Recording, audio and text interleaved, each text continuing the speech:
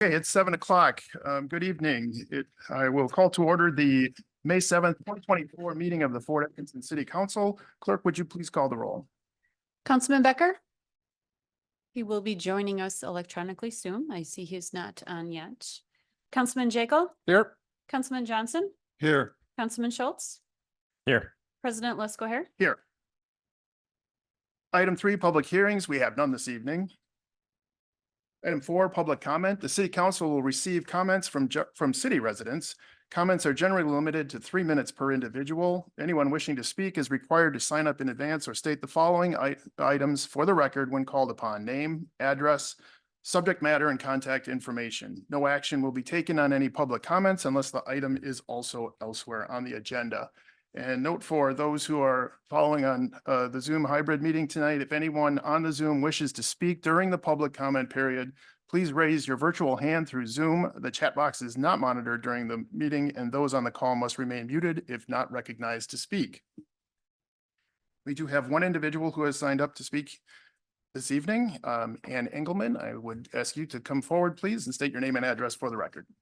Thank you. My name is Ann Engelman. I live at 428 Sherman Avenue East in Fort Atkinson, Wisconsin. The issue tonight is one that's important to our town, and that is poetry. In April, across the U.S. was Poetry Month. This Sunday, May 12th, poet Lori Niedecker will be 121 years young. Her legacy in Fort Atkinson continues to inspire citizens and visitors of all ages. This weekend, Fort Atkinson Chamber of Commerce Tourism is hosting an event right on the river. The events are on Saturday, inviting writers to experience the Rock River and surrounds, culminating in an open mic at the Cafe Cart. This is on the front page of our newspaper. I hope that all of you subscribe to the Daily Union. Our downtown walls add vibrancy to our town. The current Wisconsin Poet Laureate, Nick Gulig, lives in Fort Atkinson. The 4th grade curriculum in our public schools includes a study unit on Lorraine and on poetry. Lori Niedecker is an asset economically and culturally to our city. For Lorraine's birthday, she has a gift to you, our city council, a poem by her and the progression of the future of poetry in Wisconsin. I'll talk a little more about that. How Fort Atkinson cut its teeth on Lorraine was firstly poetry wall number 1. Fish, foul flood, water lily mud, my life. In the leaves and on water, my mother and I born in swale and swamp and sworn to water. I was a solitary plover, a pencil for a wing bone. From the secret notes I must tilt. Upon the pressure, execute and adjust. In us, sea, air, rhythm, we live by the urgent wave of the verse. That we have a school study unit on poetry. I have a elementary school poem and a middle school poem, and you will be amazed by the similarities between the stacking of the letters and the spaces. Campfire, Adelina Lively from Berry School. The smell of smoke fills your nose. Crackling wood, flames dance to wind, laughing at flaming marshmallows, s'mores, family, friends, marshmallow on you, things stick, sweet, happy, fun time. And My Life by Maggie Frederick, Fort Atkinson Middle School. Running, jumping, happiness, joy, my life before hypermobility. My new lack of ability. What if I never had been bitten by that tick? Would I not be so sick? What if I never had been so sensitive to touch? What if my joints never hurt so much? What if I could play sports? I would rule all the courts. What if? Mary Linton was a Fort Atkinson poet. She was an aquatic biologist, and I will leave you with this wonderful story about an Amish bar raising, not to be confused with barn. Her observation: the Amish are rebuilding the roof of the American Legion bar in my small town. Abstemious pacifists in contract with beer-loving warriors. This poem is not about the difference or the strange bedfellows. It's about the way Amish carpenters run across the roof in progress astride two joists, never stumbling, never colliding. It's about the nail gun the Amish use, but only to start the nail. Then a sinewy Amish forearm finishes the job with a hammer and purely natural and godly might. It's how a 16-year-old Amish carpenter got a bit of a 10-penny nail in his eye, and one of the Legion faithful rushed the kid to his own optometrist to have the ruddy, rusty nail piece removed, and how the Legion cleared the stored liquor from their meeting room behind the bar so the kid's father could come in and buy the Savior's lunch. No, this poem is not about the antagonists. It's about balance and strength. It's about grace. Thank you for sharing your comments. The 3 minutes have expired. Thank you. On behalf of the Friends, thank you for your support.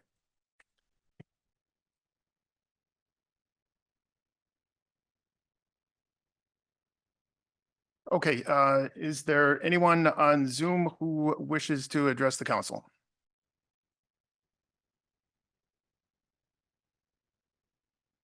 I'm not hearing any. I'll just ask one more time if anybody would like to provide comment to the council. Okay, seeing none, thanks. Item 5, consent agenda. The consent agenda as outlined is hereby presented for action by the city council. Items may be removed from the consent agenda on the request of any one council member. Items not removed may be adopted by one action without debate. Removed items may be taken up either immediately after the consent agenda or placed later on the agenda at the discretion of the council president. I move to approve the consent agenda as listed, items 5A through 5J. Second. The motion is second. Any discussion? Seeing none, the motion is to approve the consent agenda as listed, items 5A through 5J. All those in favor signify by saying aye. Opposed? Motion is approved. Petitions, requests, and communications. Item 6A, review and possible action relating to a proclamation recognizing the retirement of Debbie Hayes from the city of Fort Atkinson. At this time, I'd like to ask Judge Franson to step forward.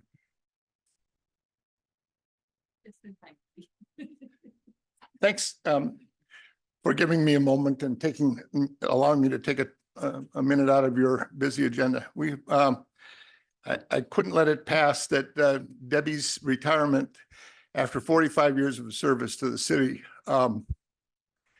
is remarked upon. And because in the last third of her career, I've been municipal judge, but on behalf of the judges who went before me, I have to stand and say that what she has provided to the city in terms of her professional career has been nothing short of remarkable. Understanding that when Debbie is providing customer service to people, they are in legion by the thousands, people who have received a citation which they really don't think they deserved. And she has nursed and handled and cared for and answered questions for those people and gone far beyond what is really the expectation of somebody in that position to do great service to the community. And she's done that over and over for years. I don't have the time to calculate the number of dollars in revenues that she's been responsible for in fines and having all that money distributed accurately and correctly to all the subdivisions that the money has to be passed on to from county to state and all the reporting to DOT. All that said, it has been a remarkable career and she's the most modest person in the world. When she didn't show up here until the very last minute, I was pretty much convinced that she might not even come here because she is just that modest. Her work has been nothing short of remarkable, and so I would be more than happy to endorse the upcoming proclamation that will be made on your behalf. Thank you all. Thank you, Your Honor. At this time, I'd like to read the proclamation recognizing Debbie Hayes on the occasion of her retirement. Whereas the city of Fort Atkinson would like to recognize Debbie Hayes for her 45 years of service to Fort Atkinson Municipal Court. And whereas Debbie began her career on January 29th, 1979 as a dispatcher hired by Chief William Siskey. And whereas on May 18th, 1979, in addition to dispatching, Judge John Lampert appointed her to deputy clerk, and a few years later, she became the full-time municipal court clerk. And whereas the city of Fort Atkinson values the experience and dedication of Debbie in her position as municipal court clerk, and whereas while working for the city, Debbie worked with 4 police chiefs, 5 city managers, 3 municipal judges, many dispatchers, officers, and other city employees. And now, therefore, I, David Lesko Harris, City Council President of the City of Fort Atkinson, along with my council colleagues, do hereby recognize Debbie Hayes on her retirement from the City of Fort Atkinson after 45 years of distinguished service.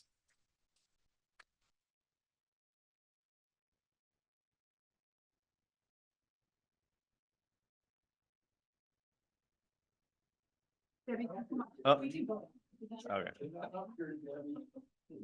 Oh.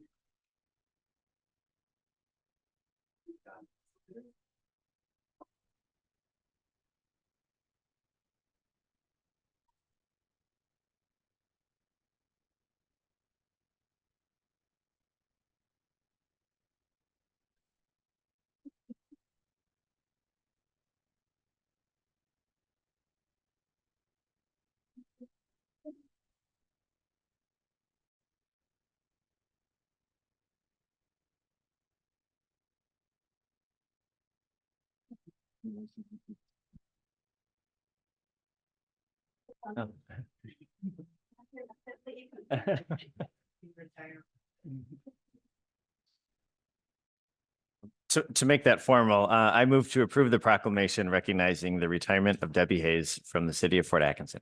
Second. We have a motion, a second. Any discussion?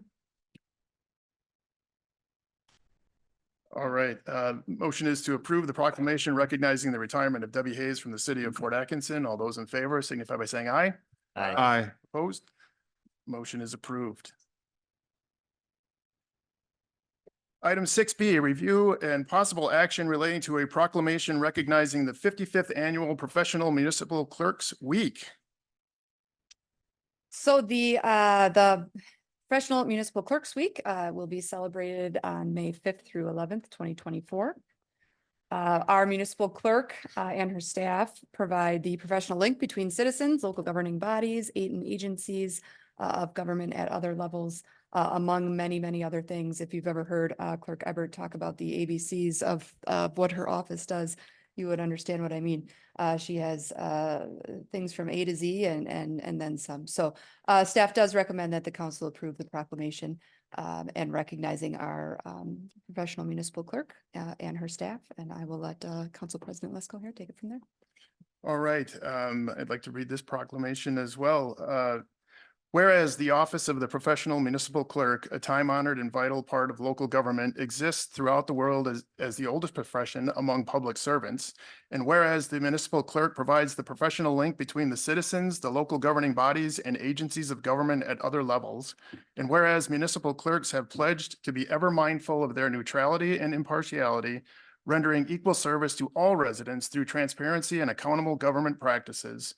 And whereas the 1,854 municipal clerks and 72 county clerks contribute to election administration by attending required training and dedicating themselves to providing fair, non-biased, nonpartisan, accurate, and responsible elections in Wisconsin. And whereas municipal clerks continually strive to improve the administration of the responsibilities of the office of the professional municipal clerk through a participation in education programs, seminars, workshops, and annual conferences across Wisconsin.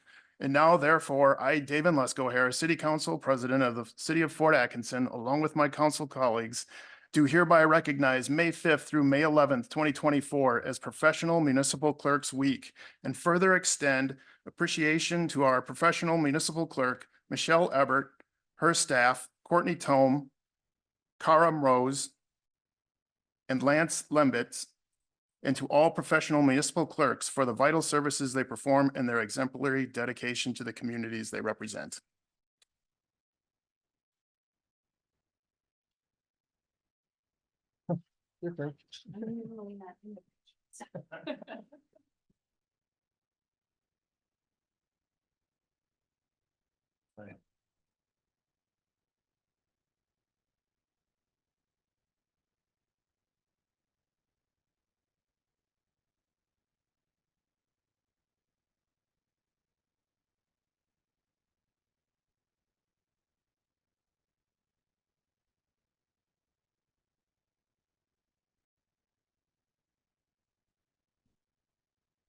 And I I move entertain a to, motion. I move to approve the proclamation recognizing the 55th Annual Professional Municipal Clerks Week. Second. We have a motion and a second. Any discussion? I'd just like to say it's nice working in the city where we have such a quality staff that makes life easy on all of us. At least they make it seem easy. I'm sure it's not for them. Agreed. Okay, the motion is to approve the proclamation recognizing the 55th Annual Professional Municipal Clerks Week. All those in favor signify by saying aye. Aye. Opposed? Motion's approved. I know. Okay. Item 6. Okay, good. Thanks. Item 6C, review and possible action relating to a proclamation recognizing Police Week, May 12th through the 18th, 2024, and Peace Officers Memorial Day, May 15th. Staff does recommend that the council approve the proclamation recognizing Police Week and Peace Officers Memorial Day. We do have 2 members of our color guard here, as well as Officer Heather Peck, to receive that proclamation. Okay. Bear with me as I read another celebratory proclamation. Whereas National Police Week in America was created to honor and recognize the sacrifice and contributions made by police officers in communities both large and small. And whereas National Police Week, held every year in May, was created in 1962 through a proclamation issued by then President John F. Kennedy. And whereas our community will always appreciate and commend the risks police officers take every day to ensure our community's laws are properly enforced and that public safety is ensured. And whereas now more than ever, the community also appreciates and encourages the community involvement facilitated by our police officers to both better serve and instill mutual trust, camaraderie, and positive relationships among our diverse population in the city of Fort Atkinson. And whereas police engage with and serve the public in the most varied and wide-ranging manner, and their efforts do not go unnoticed. And whereas the men and women of the city of Fort Atkinson Police Department provide vital public service.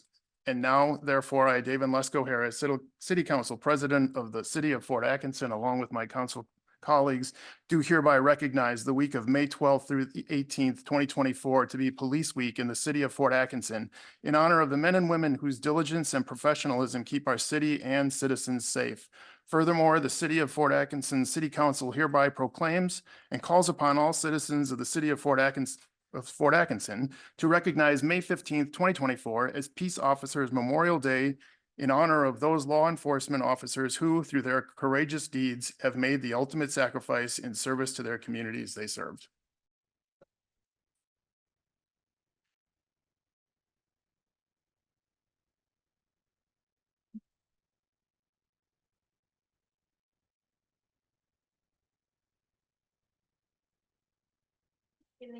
Can you introduce the officers?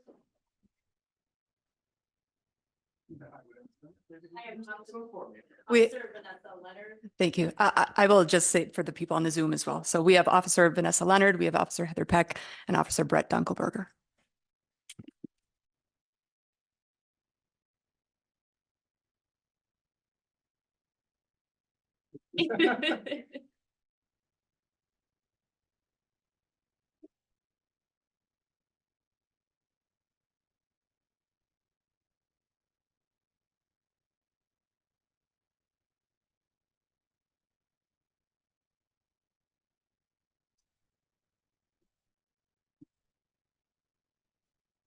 I will just say, is very thankful that we have such a great police force in our city.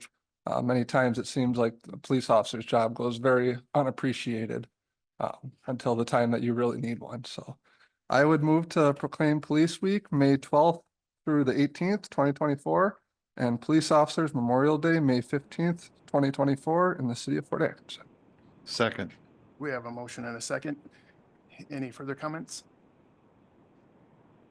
Seeing none, the motion is to approve the proclamation proclaiming Police Week, May 12th through the 18th, 2024, and Peace Officers Memorial Day, May 15th, 2024 in the city of Fort Atkinson. All those in favor signify by saying aye. Aye. Aye. Opposed? Aye. Just in For the time. record, he was in favor. Motion is approved. Okay, item 6D, review and possible action on a proclamation recognizing EMS Week, May 19th through the 25th, 2024, and International Firefighters Day, May 4th in the city of Fort Atkinson. Thank you. This marks the May 19th through the 25th marks the 50th anniversary of National EMS Week, and International Firefighters Day is celebrated each year on May 4th. We are very lucky to have a full-time fire and EMS department located in the city, and we value the importance of their service of our first responders. So with that, I will defer to you to read the proclamation. Okay, one more. This proclamation is recognizing National EMS Week and International Firefighters Day, May 19th through the 25th, 2024, and May 4th, 2024. Whereas emergency medical services is a vital public service, and whereas the members of emergency medical services teams are ready to provide life-saving care to those in need 24 hours a day, 7 days a week. And whereas access to quality emergency care dramatically improves the survival and recovery rate of those who experience sudden illness or injury. And whereas the emergency medical services system consists of first responders, emergency medical technicians, paramedics, emergency medical dispatchers, firefighters, police officers, educators, administrators, pre-hospital nurses, emergency physicians, trained members of the public, and other out-of-hospital medical care providers. And whereas the members of emergency medical services teams, whether career or volunteer, engage in thousands of hours of specialized training and continuing education to enhance their life-saving skills. And whereas it is appropriate to recognize the value and the accomplishments of emergency medical services providers by designating the Emergency Medical Services Week in the city of Fort Atkinson. And now, therefore, I, David Lesko O'Hara, as City Council President of the city of Fort Atkinson, along with my council colleagues, do hereby recognize the week of May 19th through the 25th, 2024, to be EMS Week in the city of Fort Atkinson in honor of the men and women whose diligence and professionalism keep our city and citizens safe. Furthermore, the city of Fort Atkinson City Council hereby proclaims and calls upon all citizens of the city of Fort Atkinson to recognize May 4th, 2024 as International Firefighters Day in honor of those firefighters who dedicate their lives to the protection of life and property and have volunteered countless hours over many years. And today we have Chief Bruce Peterson, Division Chief Dion Brown, and Captain Paul Verhalen to receive this.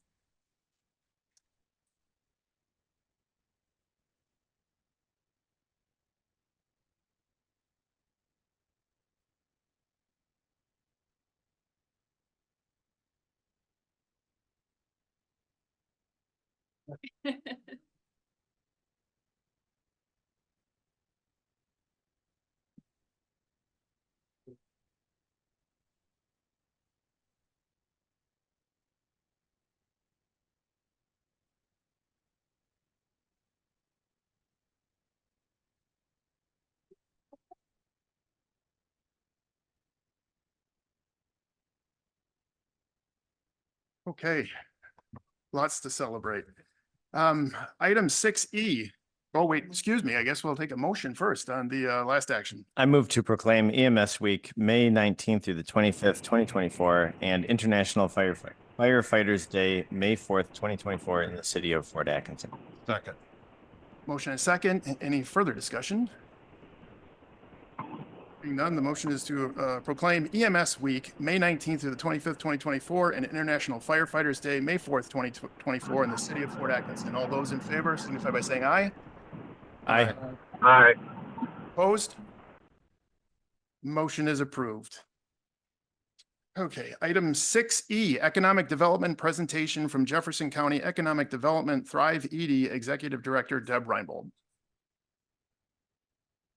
The floor is yours. Thank you so much. Good afternoon or good evening. And how do I follow that, right?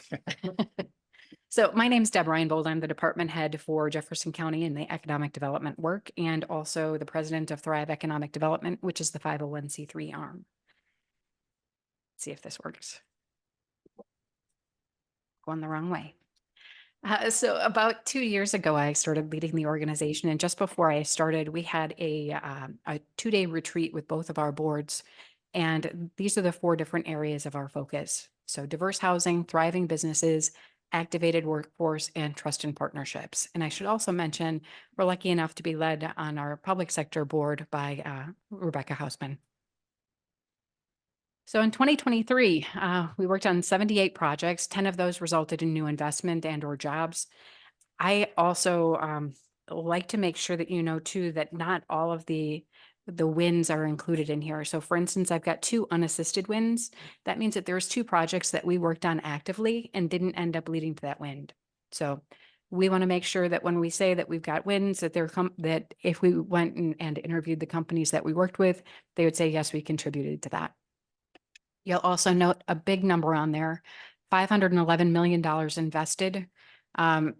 I have to admit that primarily is from one project. We've got a $500 million project up in the town of Ascalon, and we will show you that in just a second. But I wanted to make sure that you were aware that we're working with companies big and small, and these numbers are going to fluctuate from year to year. But a total of 285 jobs, and you can also see the split there as to how those businesses, new business expansion and attractions, how that split.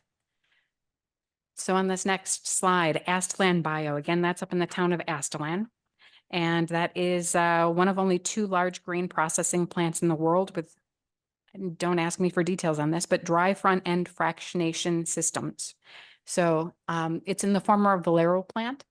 And they are planning on taking corn and basically using every piece of that corn in order to make everything from ethanol to gas to non-animal based protein to, it's just, they're using every part of that kernel. They've already done this work in Hungary, and they've got a facility, Pannonia Biozert in Hungary on the Danube River. What took them 10 years to build in Hungary, they're going to do here in 5. So $500 million investment. The other thing you'll see on the right is Palermo Pizza. They occupied the former cold storage facility up in the city of Jefferson, and we assisted them with that location, that expansion into the city of Jefferson. And as they said in their headlines, 50 million pizzas a year and 180 jobs.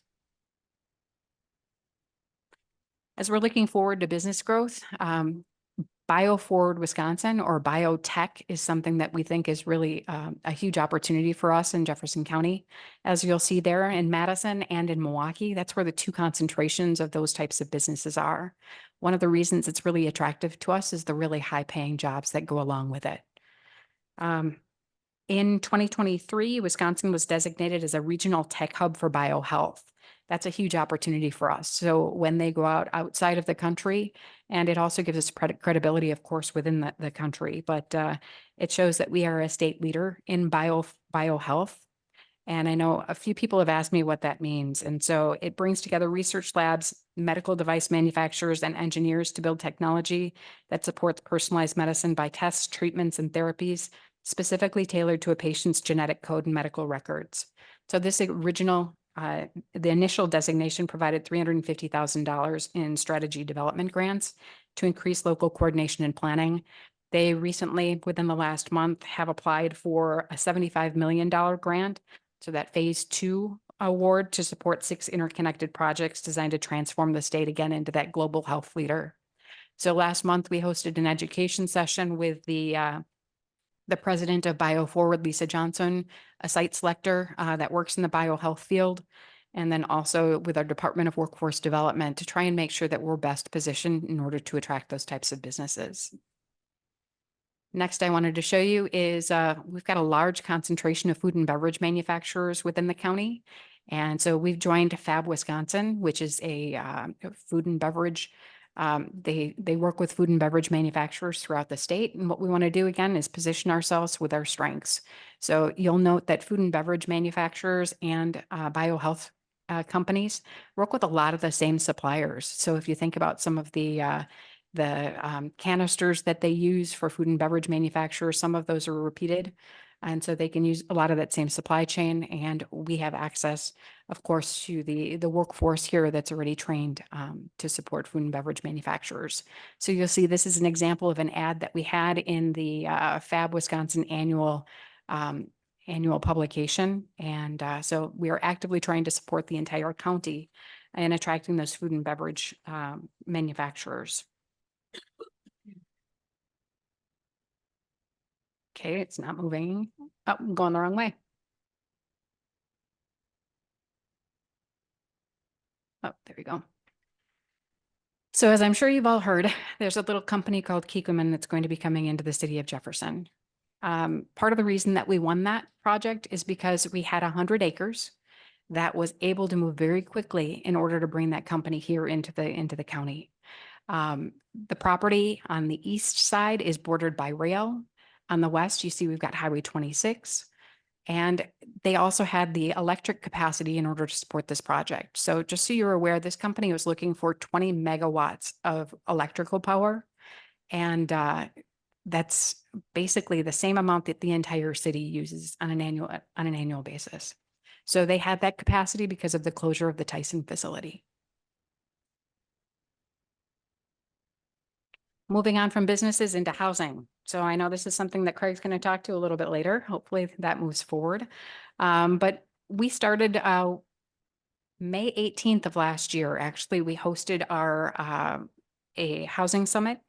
And there we learned from Kurt Paulson and also from Eric Dorshing from Tracy Cross and Associates about the need for housing throughout the county. So at that time, before a lot of these announcements that we just went through, we were told that we had a shortage of 3,500 to 5,250 market rate housing units. And that did not include affordable housing. That didn't include luxury housing. And we're still waiting for those developments to happen. And part of the reason for that is because it's really difficult to make financing work to support these when you've got high construction costs and you've got high interest rates and lower rents. It makes it really challenging for those pro formas to work. And so we created what we call the Live Local Development Fund.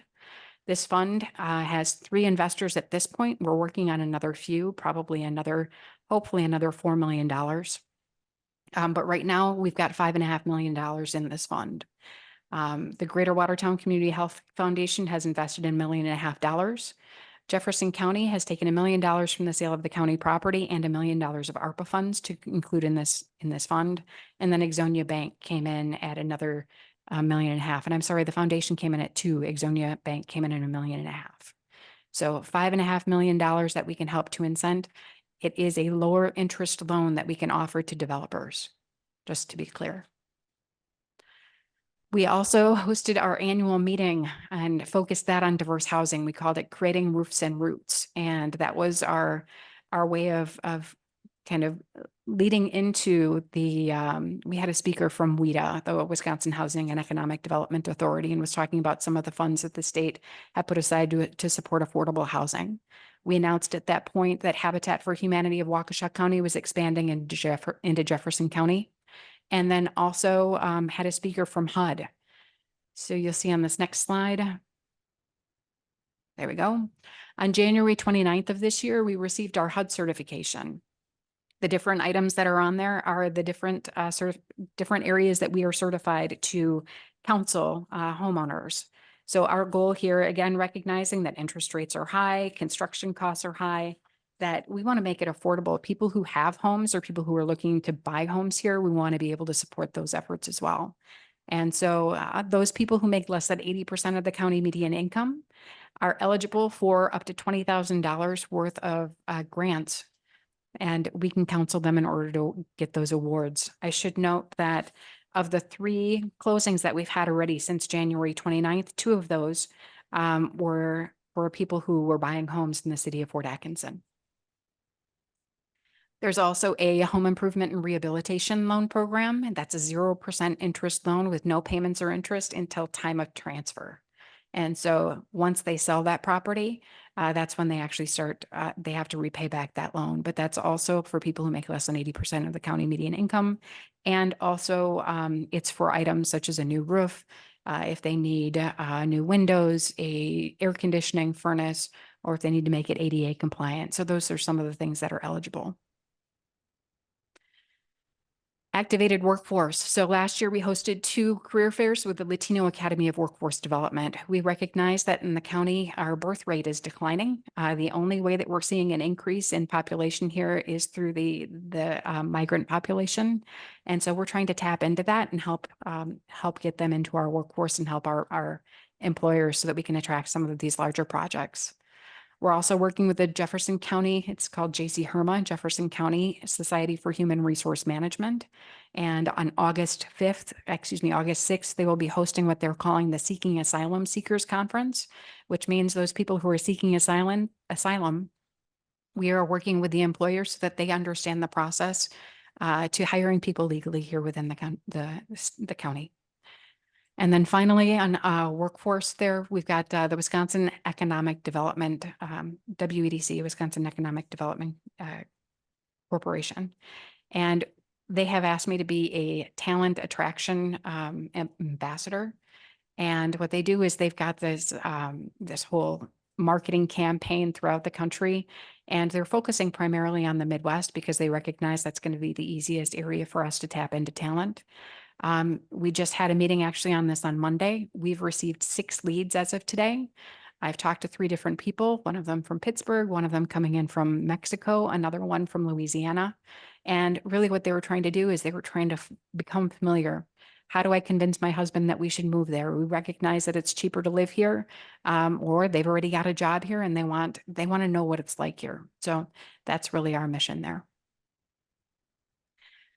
I'm trying to keep this fast. Upcoming events, we've got a Conversations with Thrive on May 8th. So tomorrow afternoon at the Drafty Cellar up in Watertown. And I appreciate all of you. I know a lot of you have come to some of our Conversations with Thrive's events in the past. And so I hope to see you tomorrow. Ben Waymeyer, the county administrator, is doing a State of the County a presentation on July 25th. We've got our next Conversations with Thrive event then on August 7th, location to be determined. And then on October 10th is our annual meeting. I'm excited to announce that Michelle Comerford, who is the site selector who worked with us on Project Dove or the Kikkoman project, she's going to come in and she's going to talk about how we were able to land that project here in Jefferson County, and also how do we become more competitive as a county so that we can continue to land those types of projects. Thought it'd be important just to note some of the investors that we have within our to support our organization, and then also thank all of you for your continued investment within Thrive. And that's it. Thank you so much. And let me know if you've got any questions. No, I have more like a statement. Before you came on with that organization, I had some doubts. You won me completely over, and I thank you for your positive effects on our area. That's very kind. Thank you. Any other questions or comments for Deb? All right. Thank you all. Okay, there's no action required on that item. Thanks, Deb, for the update. All right, item 7, resolutions and ordinances. We have none this evening. Reports of officers, boards, and committees, item 8A. City managers report. Manager Hausman.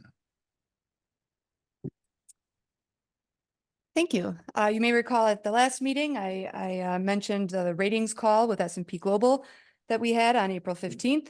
S&P did reaffirm the city's AA- stable long-term bond rating for our current debt and provided the same rating for our GO refinancing bonds approved by the city council earlier this year.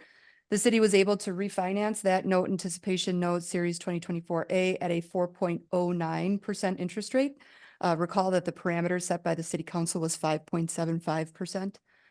So we were able to reduce the initial borrowing by $3 million, which reduces the total long-term cost of the borrowing, including interest payments, by $6.9 million over the next 20 years. On April 23rd, I was able to participate in the Waukesha County Habitat for Humanity Women Build at the Dominica Park project site in Waukesha, along with Deb Reinbold. A few people from Jefferson County were invited to participate as a precursor to Habitat's engagement in Jefferson County. In fact, the Fort Atkinson Community Foundation just approved a grant for $132,000 for Habitat's first project as they expand into Jefferson County. The city looks forward to working with Habitat on rehabilitation and new build projects. Earlier this year, I was appointed to the Board of Directors for the League of Wisconsin Municipalities. As part of that role on Friday, I attended a League of Wisconsin Municipalities board meeting in Washburn. We discussed staffing and the strategic direction of the league's lobbying efforts at the state level over the next year.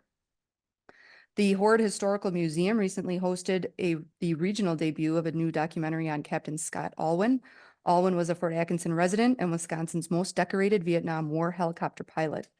After returning home, Alwyn was killed in a drunk driving accident in Virginia in 1976 at the age of 31. The museum hosted 2 screenings of this documentary on Friday, May 3rd and Saturday, May 4th, with over 125 people plus several members of the Alwyn family in attendance. On Friday, Engineer Sally and I are meeting with the new Southwest Regional Director of the Wisconsin Department of Transportation, as well as other department staff and associated people, with the goal of discussing the city's connecting highways and ensuring that all such roads are on a schedule for repair or replacement by the Department of Transportation. I want to welcome a couple new employees to the city. Avery Dietz is our new full-time telecommunicator in the dispatch center, and Corrado Lufta is our new water utility crew person. I also want to congratulate a couple current employees who have been promoted. Captain Robbie Allard in the Fire and EMS Department has been promoted to Fire EMS Department Division Chief, subject to confirmation by the Police and Fire Commission next week. And Minetta Lippert, who is the current Assistant Library Director and Youth Services Librarian, has been appointed to the role of Interim Library Director by the Library Board. And finally, we didn't do a proclamation for this, but I just want to take a moment and recognize that May 5th marked the beginning of Public Service Recognition Week. This is a week to honor all those who serve our nation as federal, state, county, local, and tribal government employees. So I want to thank everybody who serves in these capacities, especially those employees who work for the city of Fort Atkinson. Thank you. Thank you. Item 8B, Public Works and Parks Operation Project Update. Superintendent Williamson.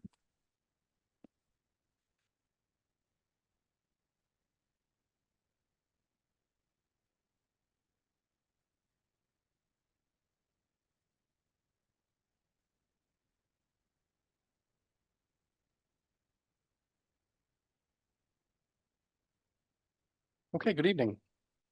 First, thanks for having me. This is kind of the fun part of this project. It was a lot of work to get here, but we broke ground and we're moving on to bigger and better things. So this is an accounting of the first 3 months of the project being under construction. For lack of a better term, it's been an interesting 3 months. Mother Nature was great to us at the beginning, and she's been a little hard on us the last few weeks, but we're getting to it. So on the line with me is Brad Wergens. He is the lead architect on the project for us. He worked through the design process with us, and he also is serving as our contract manager to help us through the build. So I'll try to make this as brief as I can. I've only got 300 or 400 slides, and it should take about an hour, but we'll walk through the process. We'll kind of go through start to finish where we're at right now for the first few months. So discussion topics for tonight, we'll go through the project to date. Where are we in the project and how we got there? Progress over the next 3 months. So where are we going here in the next 3 months? And hopefully we'll meet the milestones that we set here, but I think we're definitely on track. And then finally, the not so fun part, but the numbers part of the game. We'll go through the budget. We'll talk about how does the project look to date right now, and then kind of project forward where we're going to go.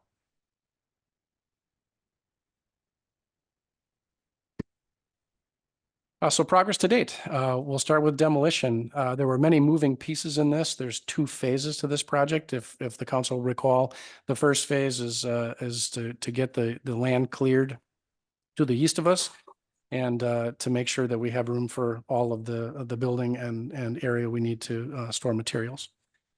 So in the demolition completed portion of this first phase, we have the NASCO property buildings. If the council recalls, we approved a purchase of the NASCO property, which is east of our lands. And that property, it was purchased later early in the year, and they began tearing buildings down in March. The The second thing would be the Quonset hut. That is the galvanized kind of dome-shaped long building that was on the south side of James Place. That is right next to the Fireside Dinner Theater. That building came down. And then on the north shed and the salt shed, which are on the northern side of the property, those buildings are down too. So I can walk you through a pictorial that'll kind of show you where we're at and how we got there. So the first building obviously is the old Union Hall, which was directly adjacent to our back portion of our yard nearest our old salt shed. That Union Hall began to come down right away, I think about the middle of March. And it didn't take long to clear that property. That property cleared pretty quickly. And the other two remaining buildings, a dome-shaped Quonset type garage and a storage shed, came down at the same time on that property. This is the Quonset hut, and I'll apologize for this picture. It's a bit grainy and it was quite foggy that day, but the Quonset hut demolition is now completed. That building, again, is right adjacent to the Fireside Dinner Theater. And that is what it looked like after the building came down, which was about a half a day's worth of work. That building came down very, very quickly. So that is the completed demolition. And if the council will recall, this is the area where we plan to put the new salt shed. So here's an aerial photo facing somewhat south and west, overlooking our property. And about the middle of the picture to the left side is our building. You'll see the blue tank there. That's the office space, the service garage, and our locker room and bathroom building. That building, if the council will recall, will be the last building to come down. That's where we're going to maintain operations for the duration of the construction project. Where you see the equipment moving around in there, that is the remnants of the north shed and a portion of the old salt shed. So that is all down now. That came down again towards the end of March.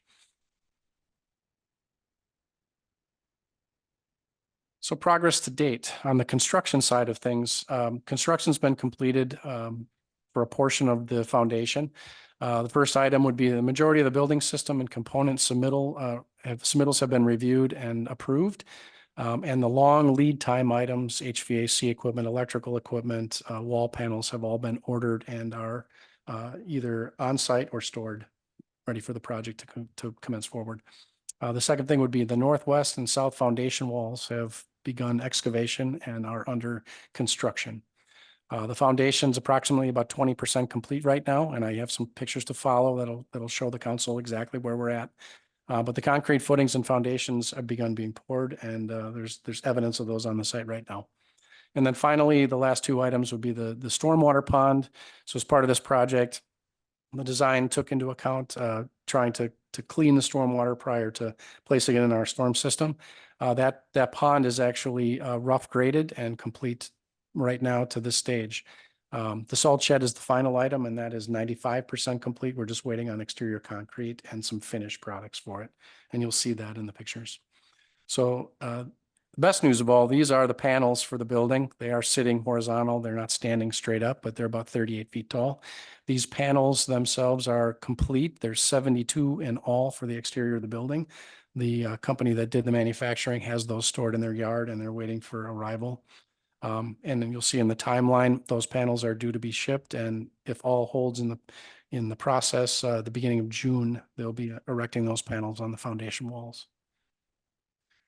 This was the start of the salt shed. This is the footing and beginning of foundation for the salt shed itself. This took place in very, very early April, and you'll see where we're at in the salt shed. So there you have the 8-foot tall concrete walls and the stick-built form on top of that. That building currently is housing roughly about 1,000 tons of salt. So they did move through that very quickly. That's the interior of the building after completion.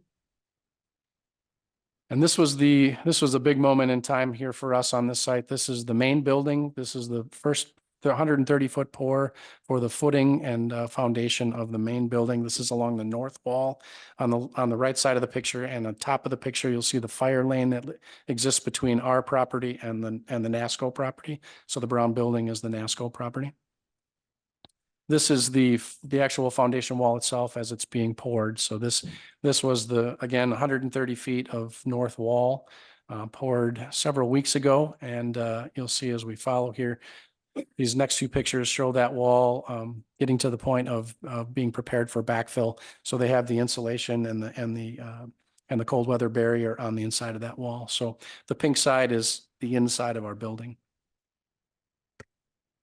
And then there is a picture here, again, an aerial view. And I have to thank Chief.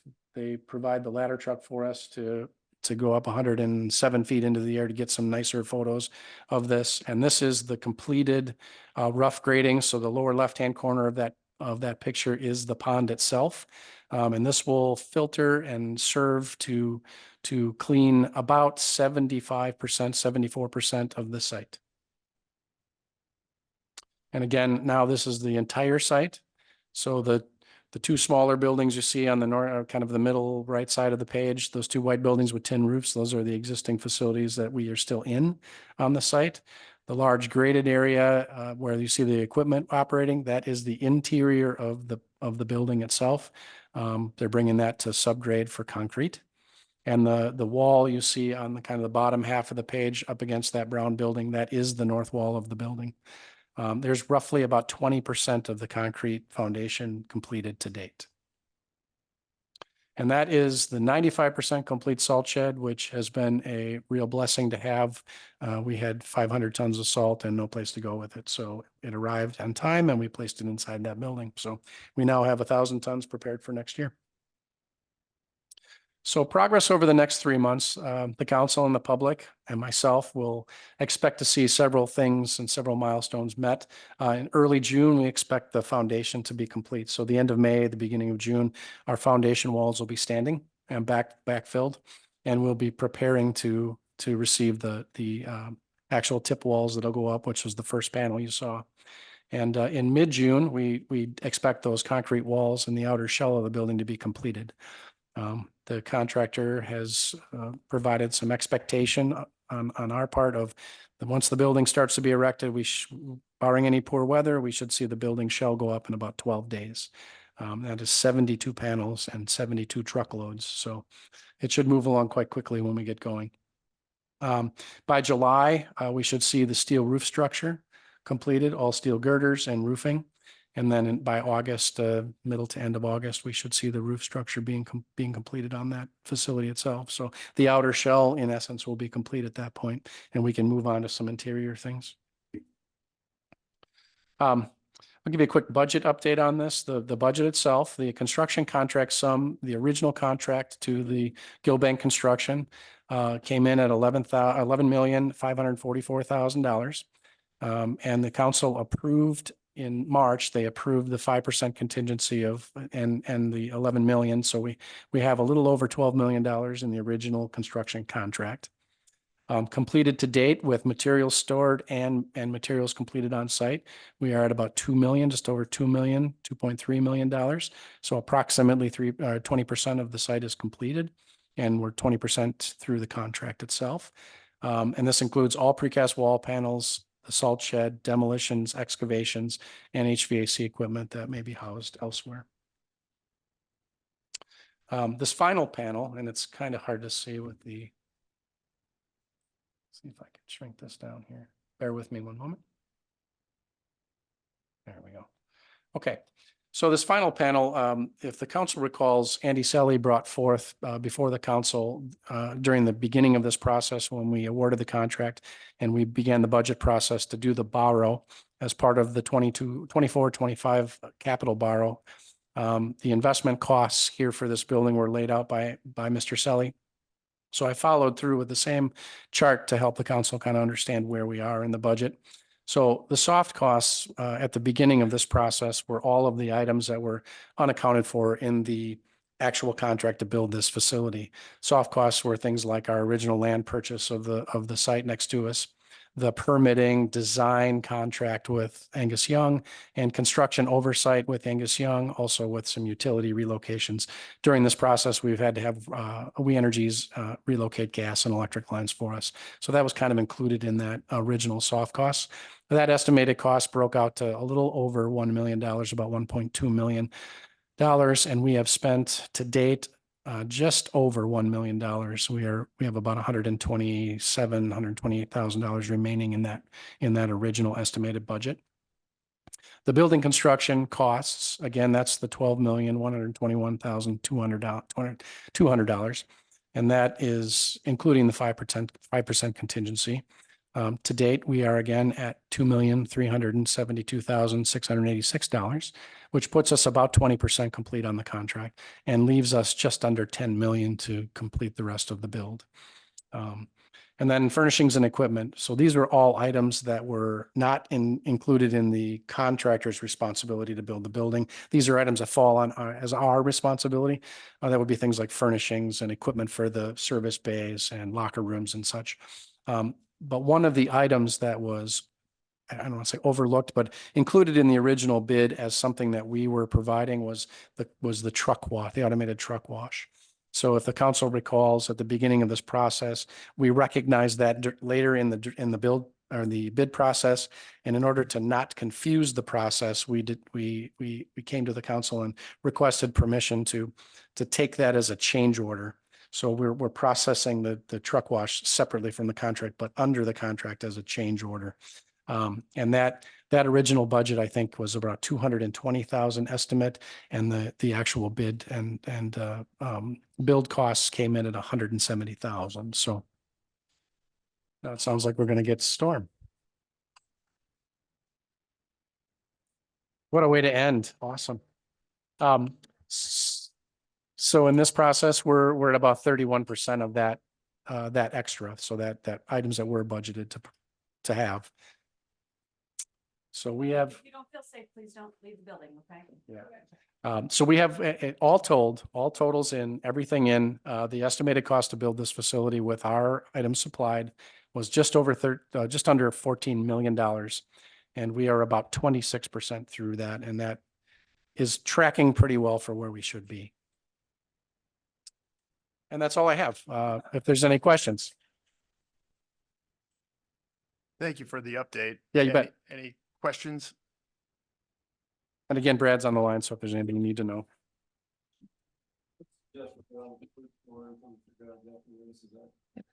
Okay. Alrighty. We are going to just pause Pause. Yep. for a little stretch while the alarms go off.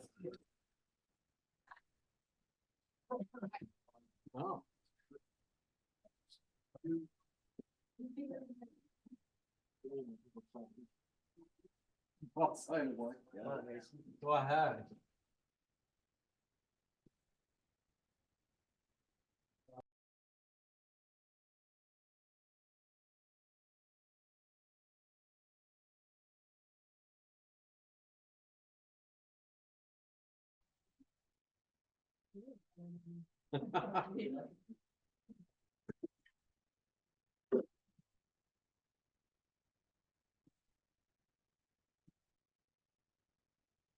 Oh, I feel like everybody was into that. Story Is- hour. The proclamation. Yeah,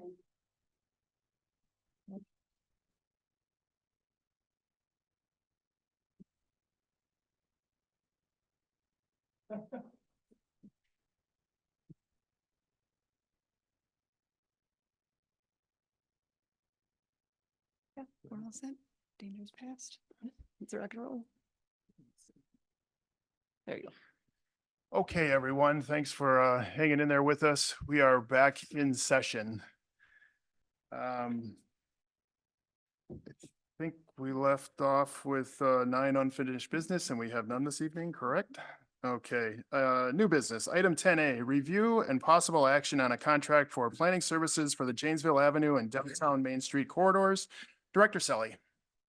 Hi, good evening. This is a project I think many of you will recall and have heard about. We submitted a grant for corridor planning services for the Janesville Avenue corridor, roughly from 3rd Street to the outskirts of town to the south there, and then Main Street from Madison Avenue down to 3rd Street, a block off of Main Street as well. That was approved by the DOT. Because it was a DOT contract, we had to go through a series of procedures in order to get under contract. And that's what we're doing here this evening. So the DOT negotiated a contract on our behalf. Vanderwall and Associates were the selected respondent there. They have Strand on their team to help with some traffic engineering work. The two contracts together are about $75,000. We will be responsible for $15,000 of that, $7,000 for the Main Street work and $8,000 for the Janesville Avenue work.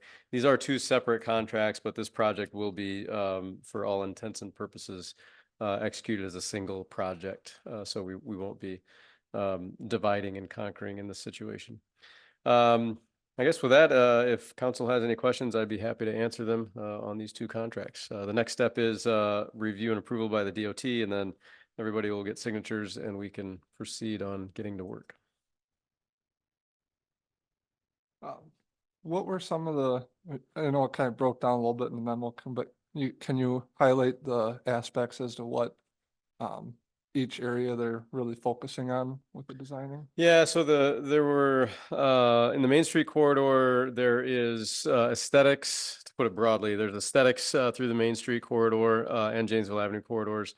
There's pedestrian improvements so that folks can get through both of those corridors rather efficiently. And then there's transportation or vehicle improvements through there as well. I think what we'll focus on quite a bit is in the Main Street area in particular is kind of standardizing what our streetscape looks like. So we have about 6 different types of street lights through the downtown area. We have a number of different signs through the downtown area, some wayfinding, some regulation signs and things like that. On the Janesville Avenue corridor, that corridor is really one that has grown, but without any planning. So we go from an urban cross section up towards, kind of Jones Dairy Farm and Robert Street Bridge into things. And as we transition down right about in front of DPW NASCO area, we lose the curb on one side. We just have a gravel shoulder. We don't have continuous sidewalk down through there. And then as we get out towards the bowling alley area, we go to a rural section out there, and we're not really connected to the Clement Business Park. We've got a lot of amenities in that corridor, in particular with the Glacial River Bike Trail, as well as, frankly, that stretch through to the Clement Business Park through the Allen Creek area is really nice as well. So both of these things are listed in our comprehensive plan as and are identified as areas that we should concentrate on putting together a little more cohesive thought, I think, and plan for what we want that to look like. And that was really the impetus for these two grants. And Andy, there is a public process that will be engaging for both of these corridor planning. Yeah, there's a there is. I don't know that it's necessarily budgeted for a large public involvement like we would for a comprehensive plan or something like that. But certainly some of the products that we're talking about will be publicly vetted, probably more along the side or along the lines of a focus group with a couple of residents, council members, and folks like that that are interested in being a part of that. At least neighboring businesses. Mhm. Yep. Okay. That's my biggest concern with this. I don't want us to, I know with NASCO closing up their one facility there, I don't want us to lose focus of the industrial or business aspect in that area and start shrinking roadways down and then not have the infrastructure there to handle, if another big company did come back in. Sure. I was pleased to see this. I know we had talked about this quite a while ago. I think like your memo said, we originally approved applying for the grants 2 years ago. So glad to see this moving forward. And, I especially the Janesville Avenue corridor, I'm obviously pleased we're going to look at Main Street, but the Janesville Avenue corridor, I agree with Councilman Jekyll. We have to keep in mind our longtime industrial users there and our commercial users, but I think there's just a way to make that whole corridor and entryway into our city more welcoming, more pleasing, and like you said, more cohesive in general. So I'm glad that we're going to be walking down this path. Yeah, I don't get the impression that it's an either or in those situations. There's plenty of space and frankly accommodations for essentially anything we want through there, both in industrial, commercial, and destination, with the fireside there. Yeah, sorry, I want to mention one other thing. The traffic data you included was really stark. You know, you mentioned that it's designed for roughly 20,000 cars a day and we see 6 to 10,000 tops. It's not a highway. We should treat it more like a street within the Yeah, it's more of a city. local collector than a highway. And I'm not sure what the reasoning was for the 4 lanes. You know, Highway 26, the bypass takes the majority of that traffic for us. And the 4 lanes coming down through, you know, certainly can get to NASCO and to Jones Dairy Farm through there. We have Fort Trans and then we have W&A trucking. None of those facilities need, you know, 4 lanes to be able to get to their facilities. So I don't know if there was just an expectation that business or that Highway 26 bypass was never going to be constructed, and we were in fact going to see some significant volumes through there. I think it was before the bypass Yeah. where they were directing traffic through town. Mm-hmm. They were bringing it down to where they could split it off of Robert Street or downtown or manage all the businesses on that end. But that was before, once the bypass is when it dropped down traffic level wise. And I wanted to thank you too. You keep becoming an example I use regularly with citizens. They'll be talking about what we're doing and what we're spending. And I says, yeah, because we got a excellent city engineer who gets us a deal where the government or the state or the is paying 80% of something and we're paying 20. I says, because you do a good job and I appreciate that, Andy. Yeah. No, thank you. I appreciate that. I think we just do need to keep in mind, as you're saying, you know, the truck traffic. Mhm. You know, there is semis coming in and out and they do need the room. I know there's a lot of areas in town that it gets tight. Mhm. So with this, you know, I'd like to see that kept in mind to keep a opening for the semis Absolutely. in and out of there. I mean, it is hard getting across in the 4 lanes sometimes, I understand, but Yeah, the intersections is the critical part for that with oversteer and turning movements and stuff like that. And Strand will be adept at sort of analyzing that. We've done a lot of that with the Rockwell Avenue project that we did in 2017, I think it was, or 18.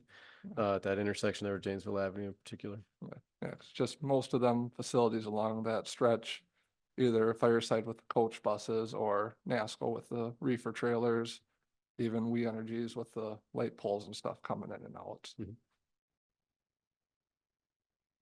Any other questions I can answer? I'll move to approve the contract for planning services for the Janesville Avenue and downtown Main Street corridors with Vanderwall and Associates for a total cost of $75,000. Second. We have a motion and a second to approve the contract. Any further discussion? Seeing none, the motion is to approve the contract for planning services for the Janesville Avenue and downtown Main Street corridors with Vanderwall and Associates for a total cost of $75,000. All those in favor signify by saying aye. Aye. Opposed? Motion is approved. Thank you. Item 10B, review and a possible action relating to a pre-development agreement with Intrepid Investments LLC. Manager Hausman. Thank you.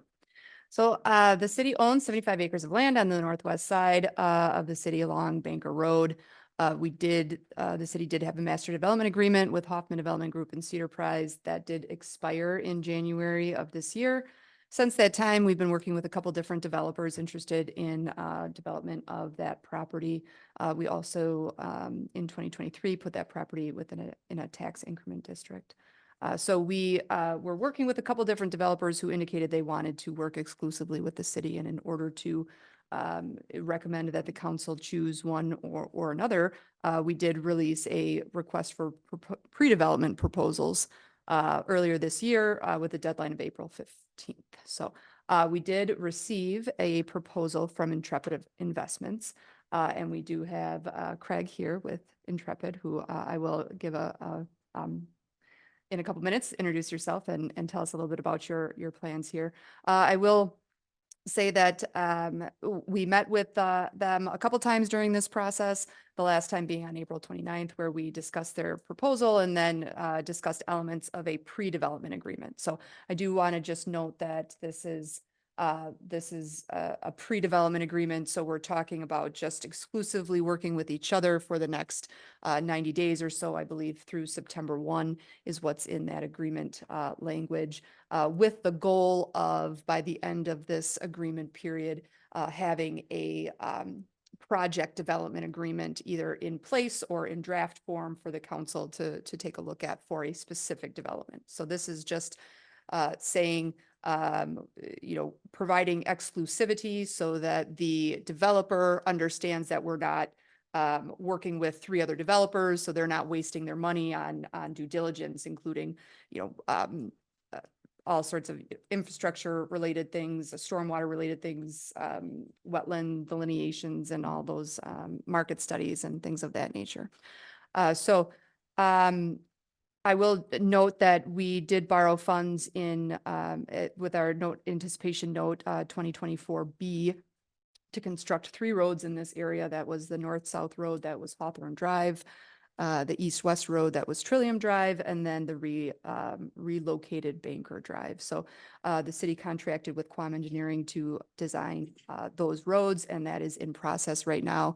And again, this pre-development agreement will provide a kind of an official connection between Quam Engineering and the developer so that they understand that we're all kind of on the same team with the same goal here. And I will say if it doesn't work out at the end of this, the city's really not out anything, we would just go back and start another process with another development team.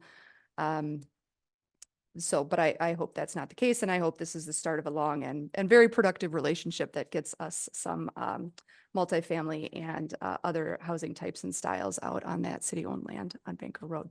So with that, I will introduce Craig, allow Craig, I guess, to come to the podium and introduce himself and his company. And the packet includes your development proposal, so the council has that information. Great. Good evening. Thanks for the time tonight. My name is Craig Sadonico. If you say sat on a cow real fast, that gets my attention. I am with Intrepid Investments, and I'll describe for you a bit exactly what Intrepid is.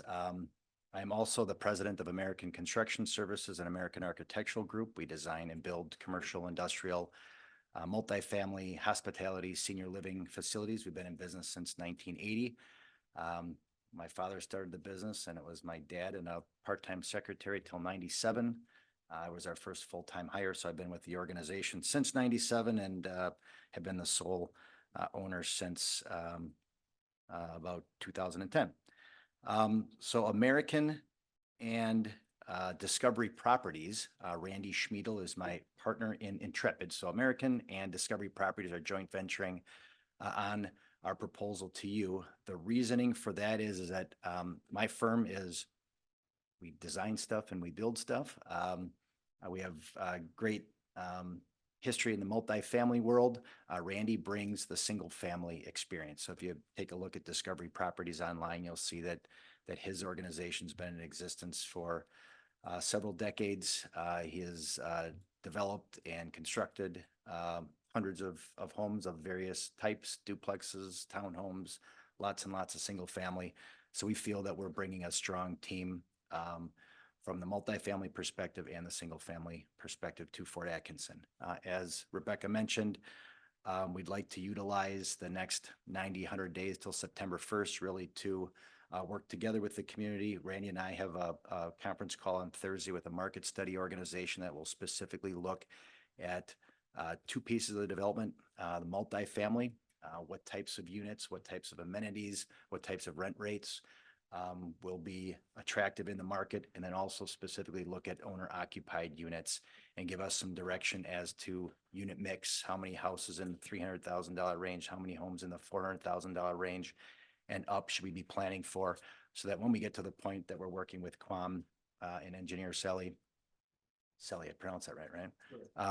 We can have logical conversations as to unit mix. So we're excited to get our hands dirty. We're excited to get the process rolling. I'd be happy to answer any questions about myself or my organization, or do my best to answer anything about Discovery Properties. I should say Randy and I have partnered together on multiple projects, primarily in the last 5 years. Just trying to think, we've worked together on about $50 million of the development. We've got about another 30 million in the pipeline, not counting here in Fort Atkinson. So this isn't our first rodeo together. We know each other's strengths. I'm not gonna say that we have weaknesses, but if we do, we would know them. So we're a strong team and have really enjoyed and appreciated the conversations we've had with staff so far. Has your team discussed a timeline? I mean, you're on 90 days with us. It's if we get something worked out, and I hope that we do. How far after that before you guys might stick a shovel in the dirt? From the owner occupied perspective, I will be ready as soon as we have road and infrastructure in place. From a multifamily perspective, I'll have a better idea on that once we get the results of the market study. I'll know on Thursday when we'll get that, but it's usually about 4 weeks or so. So I'm anticipating sometime around mid-June, we'll have a real good idea on number of units that they feel Fort Atkinson can support and what those rent rates would be, which will play directly into what amenities we can offer, what type of unit mix and so forth. But I don't see any reason why we're not going to be ready for owner occupied units as soon as we have infrastructure in place. And we're thinking moving dirt hopefully this fall with high likelihood of first thing in spring, first shovel in the ground, hopefully in spring of 25. Excellent. I look forward to hearing your updates. Craig, your examples you provided, in your proposal speak for themselves. I know your company's reputation, you do quality projects, but we know that, the interest rate environment's challenging. We know construction costs are still high, probably not going down for the foreseeable future. And, I just, our communities had, I can think of 3 different projects in the last couple of years where we've given all the approvals needed and everything was ready to go and shovels didn't get in the ground. And, so if you go through this process and we do enter into a development agreement at that point, how can you, is there any way you can assure us that financing isn't going to be an insurmountable challenge? No. Because I'm gonna get asked. I say this with being completely positive on the whole process and the community. What we're asking for now is some time. At our own expense, we're engaging the market study. We fully understand that you just don't want to be the gerbil on the wheel running and running and running and burning and churning through guys like me. But this is going to sound negative, but I'm confident we're going to get to a quick yes. I'm very confident we'll get to a quick no, that we're not going to drag things out. If we find out information that's market driven or construction cost driven, whatever it is, that just make it insurmountable, we're going to have those conversations early on. From a financing perspective, I can say what is the scarier piece is the multifamily, depending on how many units are constructed at one time. That's a big construction loan. From the owner occupied and single family perspective, and it's not small amounts, but if we're building 15 to 20 homes a year, we hope those are smaller pieces. We really won't be sticking our necks out too far and saying we're going to put 50 holes in the ground tomorrow and start building houses one after another. So from a access to funds perspective, I'm very confident. What we've seen generally in the market, from the hospitality world, we build a fair number of hotels, and then the multifamily world is that construction costs, I should say, whether it's a hotel room, what you're paying per night, or a rental rate on a multifamily, that's kept up pretty well with construction costs. They spiked, as I think we all remember.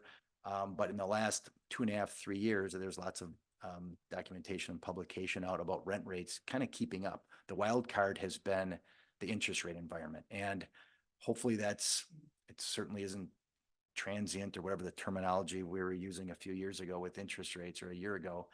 But it seems to be a consensus that they've peaked. It's just a matter of when they're going to come back down to some level of reality. So that is a bit of an unknown. The studying and researching I'm doing is saying there's pent-up demand. I'm certain you wouldn't have done the work that you have so far from purchasing property, forming a TIF or a TID, if you didn't feel the same, that there's a pent-up demand in the community. So really, I'm feeling like our goal is identifying what Fort Atkinson wants and needs and us maneuvering to supply that. We don't have cookie cutter type development. We're not saying we're going to do the same thing we did in the last three. We're going to come, we're going to learn, we're going to understand. And that's why it's great that the process is as far along as it is, but at the same time, roads aren't in, lots aren't plotted. We still have some flexibility to maneuver and adjust as needed. Appreciate Sorry, I'll just note two things. Craig referenced the tax increment district that we have created that will provide assistance on the multifamily piece. And then also per Deb Reinbold's presentation earlier today, this project would be eligible. Don't know if they would get it or not, but they would be eligible to apply for that Live Local Development Fund, which Deb didn't get into too many of the details, but is up to $25,000 per unit in a lower interest loan. So there's additional options out there to help support this type of development. Hopefully we'll get down to your 4.07 or 4.7. You might reference that, also get that low or not, but I like to think we're doubly minded. When you're talking like 15, say just 15 homes a year, are those predetermined by you, or do you have to have citizens who bought a lot, says this is the one I want to put on my lot?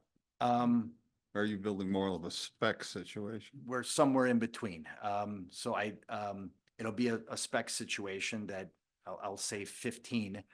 We'll put 15 holes in the ground, and when the first one sells, we'll start on, or first 5 sell, we'll start on 16 through 20 or 16 through 25. Not 100% spec. I envision that will, depending on when someone purchases or gets interested in a home, you'll be able to pick interior colors, flooring, cabinetry, that sort of thing. But we will be putting holes in the ground and saying we're going to do 2 ranches in a row and then a 2-story and then another 2-story. We'll be speccing these. So there will be, I think it takes a little bit of the guesswork out of, from a financial perspective with the community. I know there's lots of number crunching going on TID performance. It'll, I think, add a little bit more certainty. If you know on March 1st, we're going to dig 15 holes. Those will be completed by September, October 1st. You'll know exactly what type of value has been created in that amount of time. I'm born here, raised here, a native of Fort. I watched a whole bunch of subdivisions come, and it's kind of like popcorn. You hear a couple of kernels go off, and then suddenly you're hearing so many kernels go off, you couldn't count how many they were. I anticipate that with this project at some point, when it takes off, it's going to go good. You're making me smile. I think that's very countless to say that way too, because, since, me being on the council, I've had a lot of people just point out that the city's bought this land. What's it doing? Come on, we want to see it go. And I think you're judging by everything given to us, a wise fit to maybe actually get shovels in the ground soon and see something happening here. Good, thank you.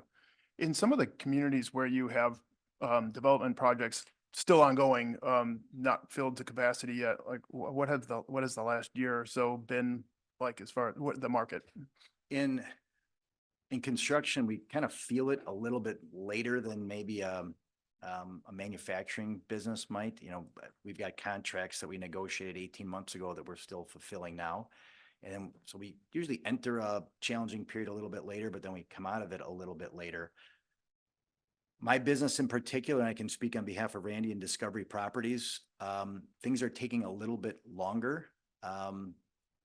Just from a financing perspective, not only interest rates, but banks' access to funds has been a little more challenging. It's why I'm very confident in the owner occupied. Those are chunks of dollars we can access a lot easier than multifamily building, maybe a $15 million building all by itself. That's why the market study is so critical, to make sure that we're providing what the community can support. And then we also use that market study as a tool when we're getting financing.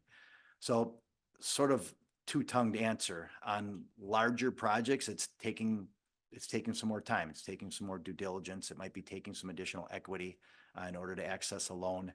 On the single family side, when it's smaller pieces, I don't see there really being too many bumps in the road from a financing perspective with those. And those are perfect projects for local type banks. Nothing says that we've got to use the same bank for all the owner occupied product. But again, it's loan sizes that lots of community banks can handle. Thank you. I don't think I made the staff recommendation, so I will say that staff does recommend that the city council approve the pre-development agreement between Intrepid Investments LLC and the city of Port Atkinson for the property on the west side of Banker Road, and authorize the city manager to execute. I'd move to approve the pre-development agreement between the city of Fort Atkinson and Intrepid Investments LLC and authorize the city manager to execute. Second. All right, we have a motion and a second. Any further discussion or questions? Just glad that we might actually have a developer and get the ball rolling on this. Okay, any other comments? Motion is to approve a pre-development agreement with the city of Fort Atkinson and Intrepid Investments LLC and to authorize the city manager to execute. All those in favor signify by saying aye. Aye. Opposed? It is approved. Thank you, Craig, for Thank you, your guys. patience, and sorry, Mother Nature delayed us. That's all right. Got to know everybody a little bit better in a basement. It's great. I'm out of the office tomorrow, but I'll chase you down on Thursday and talk about next steps and Sounds we'll great. get the ball rolling. Thanks, Thank Craig. you. Thank you, guys. Thank you. Appreciate it. See you soon. Good night. Item 10C, review and possible action related to biosolids storage, tank cleaning, and biosolids disposal proposals. Superintendent Christensen. All right. I'll go through this quickly. So we have a hardware store, used to be A.O. Smith owned, now it's a different company, but same tanks. It's 894,000 gallon tank that was installed in 1983. At that time, it was the primary biosolid storage tank. And it was that way until 92 when we modified the plant, added, a lot of other things. And so at that time, it became backup liquid storage. We land apply all that on local farm fields. We do more of a solid product now, like a dirt-like product now, but we do have to occasionally store from our digesters into this storage tank. So to maintain it, we have to take it empty every now and then. It's been a while since we've done that because we don't use it as much as we used to. So it's probably been 10 years since we've had that emptied and inspected. And it is past due for that. We have two mixers that are in the tank that need to be removed and replaced with the new ones that we already have. And then I mentioned the cathodic protection system that is in there to help prevent corrosion to the steel tank parts and the other nuts and bolts and things like that. And that is ready to have its sacrificial anodes replaced. So all of that, we need to empty it out. We have about 80,000 gallons left in it. That's as far as we could get when we were working toward emptying the tank last year. After that, the pumps that we have there's no pumps located in the tank. The pump is in another building and we could not pull out any more liquid out of the tank. So we started looking for somebody to come in and take care of that, empty the tank out so that we can move on and continue with the inspection and repairs and get it back into service. We contacted 4 companies. Only, 3 of them responded. 2 returned proposals. 1 came out, looked at it and decided they couldn't do the land application part of it. Or they didn't want to. So, and then one of them just never answered multiple calls. We've called them and maybe they're not in that type of business anymore. So we have 2 proposals, one from Walter and Sons of Darien, Wisconsin, and then one from Bitech Incorporated out of Monroe, Wisconsin. The Walter and Sons proposals to remove up to the 80,000 gallons. And then they would transport it to their own permitted storage, and then land apply on their own DNR permitted land. And that would be inclusive, everything covered with that. There's a truck loadout. If you see in the picture, there's a pipe coming out of the ground and you can see that truck loadout. If they can use that, if that works, and is not plugged up or something like that, that'll make it a lot faster and easier for them. They won't have to use another external pump. They can vacuum out of that line. We're hoping that's the case. The proposal would be to remove the 80,000 gallons through that at $17,000. If they can't use that, then they would have to put a pump in through the top hatch, and then it would be $25,000 to remove the 80,000 gallons and then dispose of that for us. And then they also gave us in case we're over the 80,000 gallons at, they offered 15 cents per gallon for anything extra. And so I estimated about, at the most 20,000 gallons extra, that would be another $3,000. So using the high part of that, of theirs, at the 25,000 would be $28,000 to remove the 80,000 gallons. The other proposal was from Bitech. They did their proposal a little bit differently. They quoted us 11,500 per day and estimated 3 days. They do land application, but they land apply to customer owned or customer land. So we would use our sites that we have in our land application program. They would charge 6 cents per gallon for that. It's a little bit of an imposition, but it's not something, we couldn't handle easily enough. We have land. It's just a matter of it timing better with our availability. So they, with their 11,500 per day for 3 days, it would be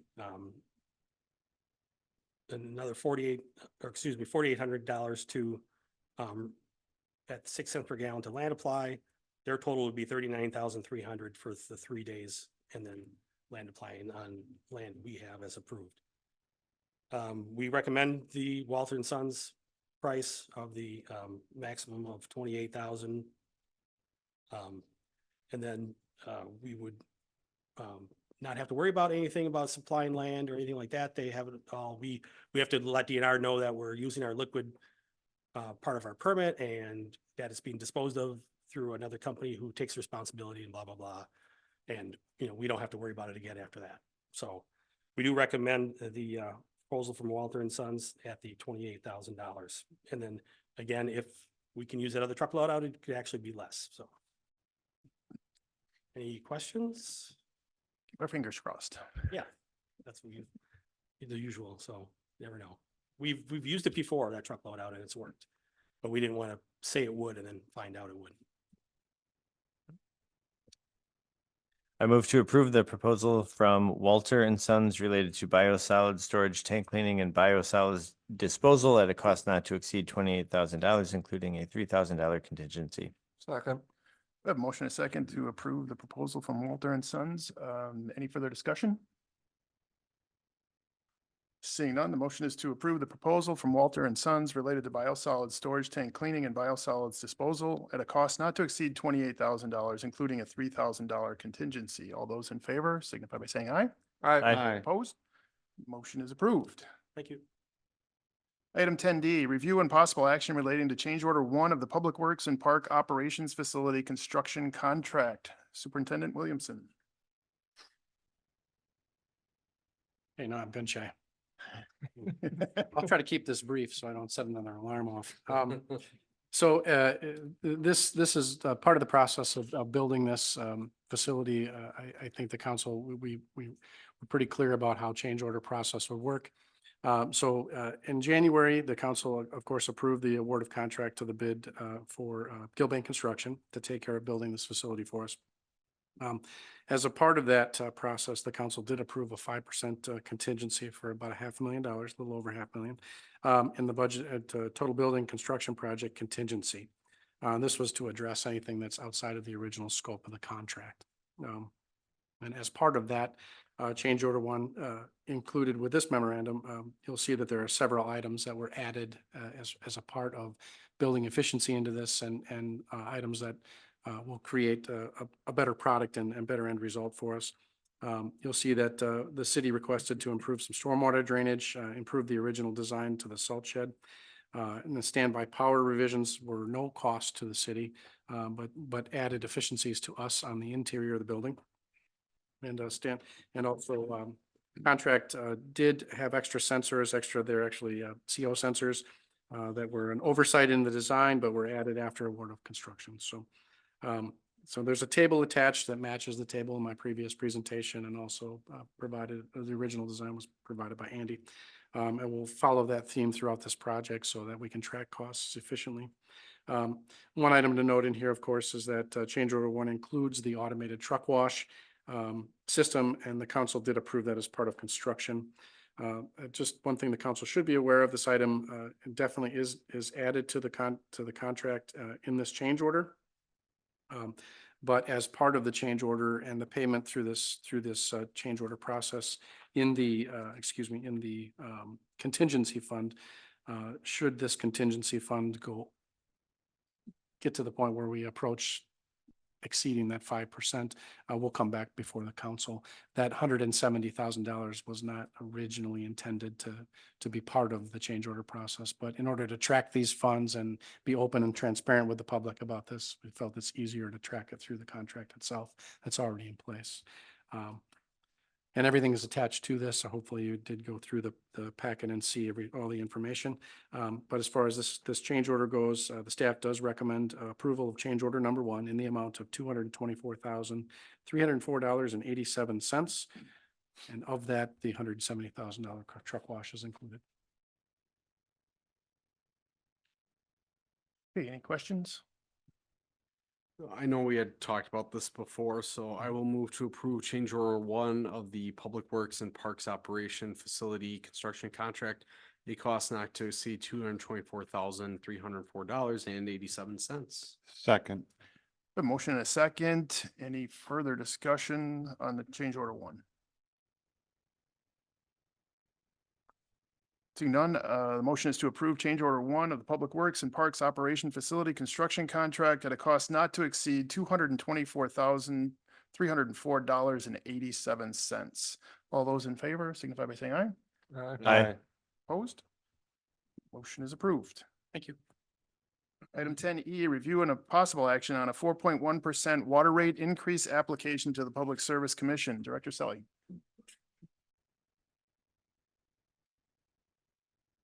Thank you. I think City Council will recall, in the fall of last year, we had Trilogy on board that took a look at all of our utility financial situations. That resulted in a suggestion of an increase in the stormwater utility rates as well as the wastewater utility rates, which council approved. The water rates was also suggested to be increased if the city of Fort Atkinson qualified for the simple rate increase that's offered by the PSC. We did in fact qualify for that.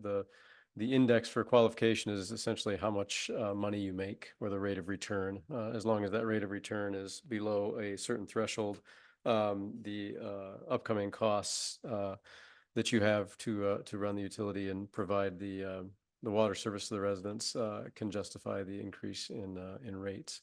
The PSC sets the rate of increase through the simple rate case. It's 4.1% this year. The process is as it states, it's simple. Requires us to put forward an advertisement in the paper indicating what the increase will be. We include the table that you see there in the memo that indicates by meter size what the attendant 4.1% increase will look like. And then the PSC reviews our financial information that's already been submitted to approve that. Once the rate case is approved by the PSC, those rates can go into effect within 45 days. So we're targeting sometime around July the 1st at present, should council approve this evening. I will note that resolutions were used for the wastewater utility as well as the stormwater utility rates. In the fall, we do not need a resolution for the water rate increases because that's governed by the PSC. With that, I'd be happy to answer. Oh, I should say it's about a $2 increase on residential meters. If you noted that in the packet. Of course, the usage or how much water we actually use that we measure will also go up by 4%. But the fixed costs in there by meter is about a $2 increase. So I would say the average residential home is going to see, somewhere in the neighborhood of $4 to $6 increase total. Can you give, sorry. That's per billing period? It is, yeah. Bi-monthly, okay. Yeah. I'm just curious as the upside or downside, if we don't do this, what's the downside to that? If we don't increase costs, no citizen wants more costs, but Sure. I just get it, what's the upside of we do this, there must be some positive and negative to it. Yeah, so the taking advantage of the last rate case that we had was in 2020. And that was a full rate case to get the main replacement program engaged here, which we've had for the last 3 years and is really running quite well. Prior to that was 2010. So the thought is to maintain these simple rate increases, sort of gradual increases on an annual basis, as opposed to coming in 10 years later and saying, oh, we gotta run 7 or 10% or 15% increase. The need for this is, there's two examples that I can provide. One, the cost for the water main installation that we've been doing has gone up a bit. We anticipated that within the water main account itself for the expense depreciation that we were afforded by the PSC. The hydrants and services portion of that, which is a separate account governed by the PSC, has gone up quite a bit more than anticipated. So I'm getting to the point where I have plenty of money to replace the water main. I don't have as much money to replace the hydrants and services, which we can talk later about the reasonableness of that, but that's the rules that we play by. So this will help us to keep up with the hydrants and services side of things. On the fixed apparatus side of things, so the wells that we operate, the storage tanks, the water tower that we have in the south end of town, all of those costs are beginning to increase as well as we just perform annual maintenance. So this 4% increase will go towards that. And just help us to keep up with some of these inflationary increases that we've been seeing. So basically to maintain what we're doing, to maintain moving forward on keeping it up to snuff. Yeah, that's, I understand your question now. So yes, this is just to maintain what we're doing. This is not because we have some major project that's saying, hey, in order to pay for something coming down the pipe that we anticipate, we need to increase rates right now. Thank you.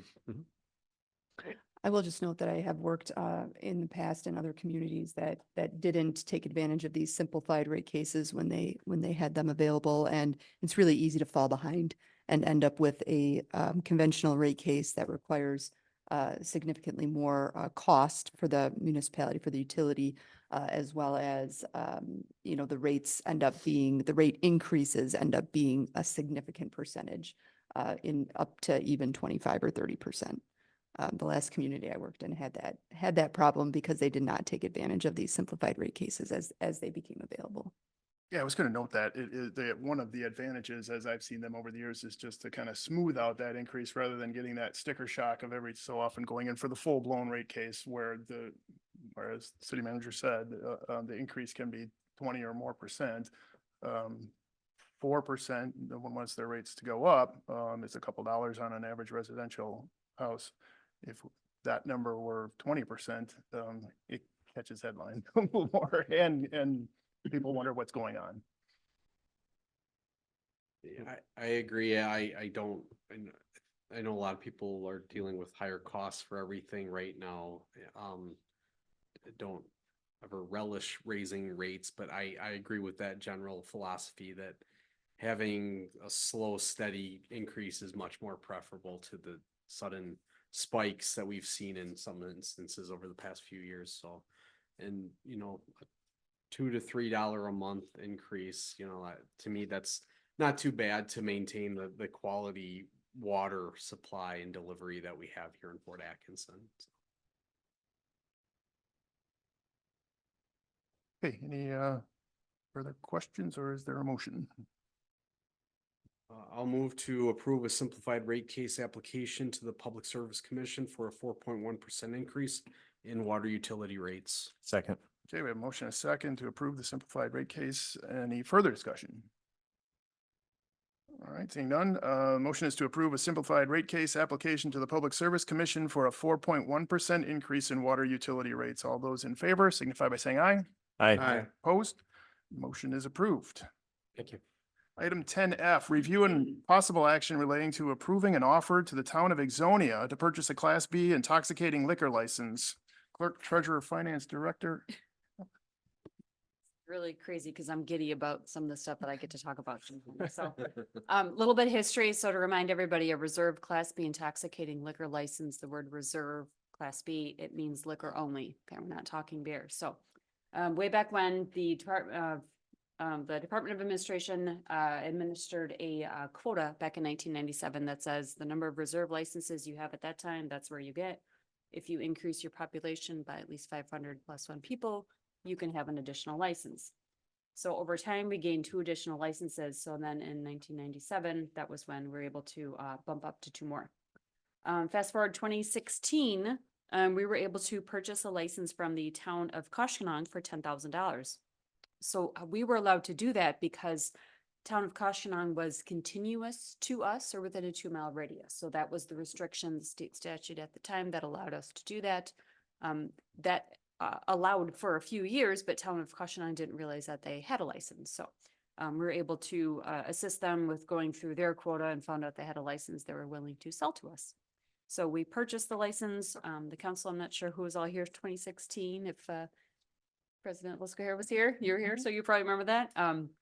So it was a really great offer that we had, and we actually had an applicant at the time for that license. Since then, council may recall a couple years ago, in 2022, our population increased enough that we were able to add another reserve license to us. So that was a few years ago. When we had gone through the application process, we had several applicants interested in the license. So Wisconsin Act 73, I've watched like a hawk the past few months because there were some provisions in there pertaining to the reserve license that changed some stipulations on it. So I was very excited to know that it passed with an effective date of May 1st. So a little history, before you could purchase a license from a community that was continuous or within 2-mile radius. So that limited us to town of Jefferson, town of Koshkonong. Town of Jefferson did not have a license available for purchase. With the approval of Act 73, that said we can purchase a license from anyone in our county.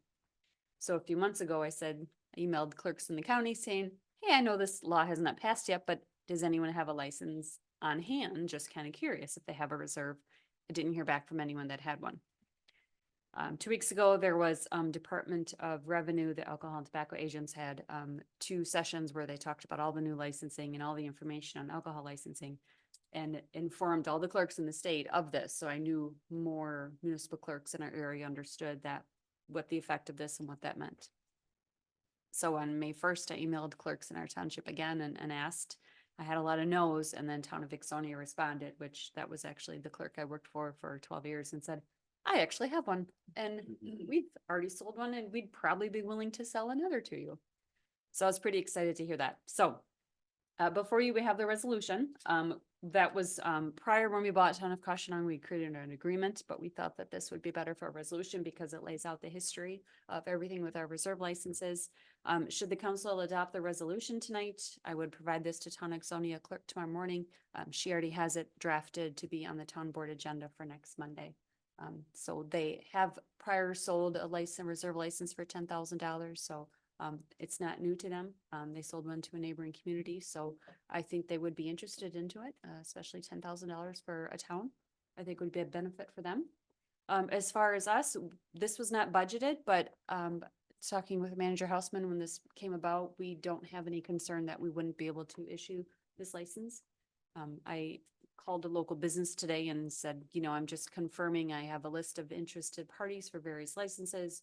Are you still interested in this type of license? They said, oh yes, we are very, very much. So I know we have at least one that would be interested in applying for it. So again, should the council adopt the resolution, should the town of Ixonia approve it, we would purchase the license from them, and then it would come back to a licensing committee or council. I'm not sure yet, but the process would be kind of established of how we would go about taking applications for that and then reviewing and approving. Happy to answer any questions on this. Yeah, you mentioned the amount of licenses is partially based on population. Mhm. In the event that we lose population, do We we did. lose? No. Okay. We were very fortunate in 2022 when we increased enough because we've since lost a good amount of population. So every year when I get the notice from the Department of Administration, what our preliminary estimate is, I put that in my signature block because I can't tell you how many times I refer to that for various things. But we did decrease, and no, we did not. So we were very lucky that we jumped on it at that time. Sure, that would be a very difficult conversation to have of who do we take it away from? For sure. And so there is obviously still some risk that we may not get it, right? It still have to go through their board, but There is, talking to the clerk, no one else has reached out to them and inquired on that. And as this just became effective May 1st, we're jumping on this right away. So hopefully we can get that approved for the town. Michelle, I'm just curious with the law change, you mentioned any community in the county that you can purchase from. Mhm. Is that, I thought it had just been townships, but it's any municipality? Any municipality, yep. Okay. Good, that's good to know. Yep, I included between municipalities to be located in whole or in part in the same county. So in this case, of Watertown, which is shifted between two different counties, they could reach out to either county, I believe, to ask for neighboring communities. So it opened up a very big door for us to reach out to everyone within our county. No, that's good. It's been a long concern. It's been, I mean, it's been an ongoing issue during my whole time in the council. I'm sure President Lesko here would agree. We seem to have these conversations often, so I appreciate the creative approach and the outreach that you've done on this. It's much appreciated. So I will move to approve an offer to the town of Exonia to purchase a Class B intoxicating liquor license at a cost not to exceed $10,000. Second. A motion and a second to approve the purchase offer. Any further discussion? Seeing none, the motion is to approve an offer to the town of Exonia to purchase a Class B intoxicating liquor license at a cost not to exceed $10,000. All those in favor signify by saying aye. Aye. Opposed? Motion is approved. Item 11 miscellaneous. We have no miscellaneous items tonight. Item 12A claims appropriations and contract payments. Review and possible action relating to the verified claims presented by the Director of Finance and authorization of payment. I move to approve the verified claims as presented. Second. We have a motion and a second. Any discussion? Seeing none, motion is to approve the verified claims as presented. This is a roll call vote. Councilman Becker, Aye. Councilman Jekyll, Aye. Councilman Johnson, Aye. Councilman Schultz, Aye. President Lesko here. Aye, motion is approved unanimously. Item 13, adjournment. I move to adjourn. Second. A motion and a second to adjourn. All those in favor, signify by saying aye. Aye. Aye. Opposed? We are adjourned. Thank you all for your endurance.